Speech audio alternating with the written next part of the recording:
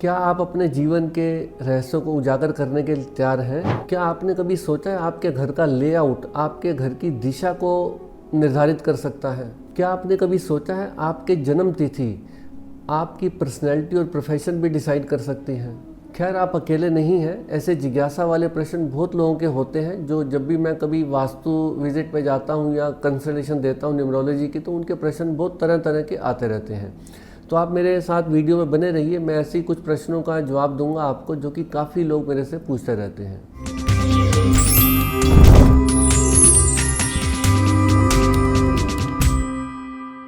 नमस्कार दोस्तों, मैं हूं सुरेंद्र खुराना, न्यूमरोलॉजिस्ट और वास्तु एक्सपर्ट। एक प्रश्न सबका होता है जिज्ञासा वाला कि घर में किचन के लिए सबसे बेस्ट जगह कौन सी है। तो दोस्तों, मैं बताऊंगा किचन के लिए घर में सबसे बेस्ट जगह है साउथ ईस्ट कॉर्नर, जो कि अग्निकोण होता है। इसके लिए क्या कीजिए, आप अपने प्लॉट को 9 पार्ट्स में डिवाइड कीजिए और उसके बाद जो साउथ ईस्ट का कॉर्नर आता है उस जोन को डिटेक्ट कीजिए और उसमें आप अपनी किचन को बनाइए। ये एक्सेलेंट है आपके लिए।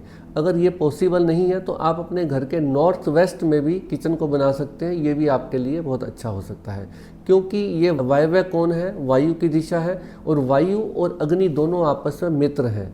इसलिए साउथ ईस्ट एक्सेलेंट है और नॉर्थ वेस्ट वेरी गुड है। अब बात करते हैं मंदिर की, कि आपके घर में मंदिर कौन से स्थान पर होना चाहिए। केवल पॉसिबल नहीं होता कि जो सबसे एक्सेलेंट है तो उसके अलावा और कौन सी दिशा हो सकती है, तो वो मैं आज आपको बताऊंगा। ऐसा तो सबको पता होगा, गूगल करके सब देख लेते हैं कि घर में मंदिर की जगह सबसे एक्सेलेंट है नॉर्थ ईस्ट का जोन। नॉर्थ ईस्ट का कॉर्नर आपके लिए सबसे बेस्ट है, क्योंकि ये बहुत ही सबसे पवित्र दिशा है, क्योंकि ये भगवान शिव का स्थान है, जिसे ईशान कोण भी कहा जाता है। अगर ये पॉसिबल ना हो तो क्या करें?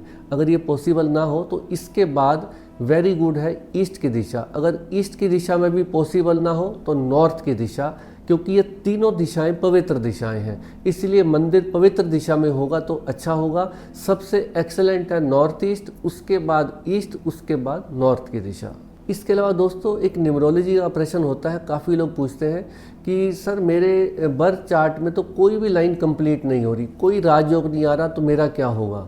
जी हाँ दोस्तों, ऐसा मेरे को यूट्यूब के वीडियोस में भी, मेरे नीचे जो वीडियोस बनाता हूँ, बहुत कमेंट्स आते हैं कि मेरा तो कोई भी लाइन कंप्लीट नहीं हो रही।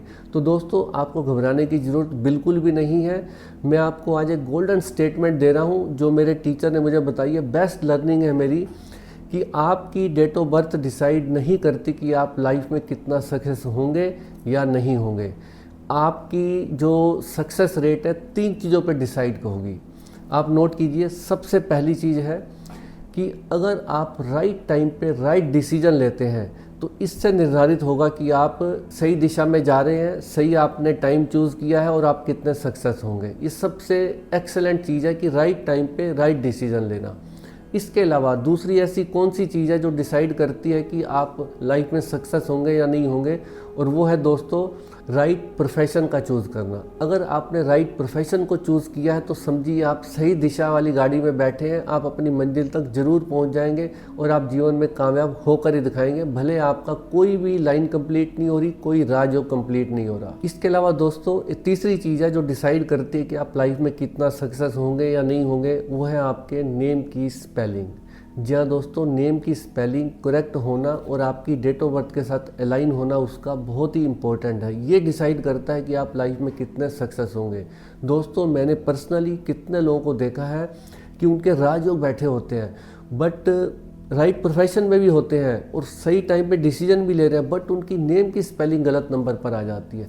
तो ये भी काफ़ी हद तक आपकी सक्सेस को पुल डाउन कर देती है। 50% तक आपकी डेट ऑफ बर्थ को पुल डाउन कर सकती है अगर आपके नेम की स्पेलिंग गलत हो जाए, और ऐसे ही 50% तक आपके बर्थ चार्ट को अपलिफ्ट भी कर सकती है अगर आपके नेम की स्पेलिंग सही नंबर पर आ जाए। इसीलिए आपका नेम कभी भी स्ट्रगलिंग नंबर पर, 4 पर, 8 पर नहीं आना चाहिए, और ऐसे नंबर पर भी नहीं आना चाहिए जो आपके ड्राइवर कंडक्टर के एंटी हो। केवल ऐसा प्रश्न होता है, आपके बर्थ चार्ट में 9 भी है, 1 भी है, 5 वो लोग नेम स्पेलिंग को करेक्ट करके ले आते हैं। तो दोस्तों, वो प्रश्न पूछते हैं कि क्या 5 नंबर होने से मेरी 951 की लाइन कंप्लीट हो गई? दोस्तों, इसमें मैं यहाँ बताना चाहूँगा, हाँ आपकी लाइन कंप्लीट हो गई, बट कितने %? वो समझो जो आपका नेम है ना, उसने आपके बर्थ चार्ट को अप्रॉक्सीमेटली 50% तक सपोर्ट किया है।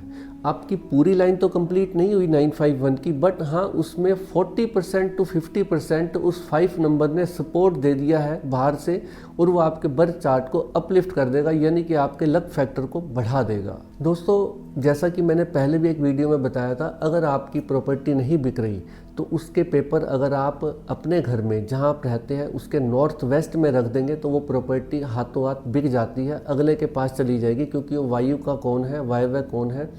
तो इसमें काफ़ी मेरे को एप्रिसिएशन मिला, लोगों के कमेंट्स आए और फ़ोन भी किए लोगों ने कि थैंक यू सर, हमारी प्रॉपर्टी बिक गई, जो कि हम काफ़ी समय से वेट कर रहे थे, नहीं बिक रही थी, और जैसे ही हमने पेपर रखे उसके बाद हमारी डील फाइनल हो गई।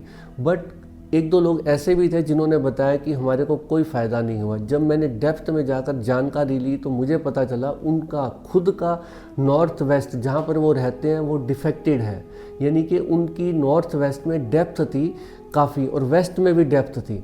अब आप देखिए नॉर्थ वेस्ट जो अपॉर्चुनिटी का जोन है वो प्रॉपर्टी में मूवमेंट कैसे करवाएगा, जबकि उनका खुद का वहाँ पर घर में डिफेक्ट है, तो वो अपॉर्चुनिटीज़ को बाईपास करवा देगा।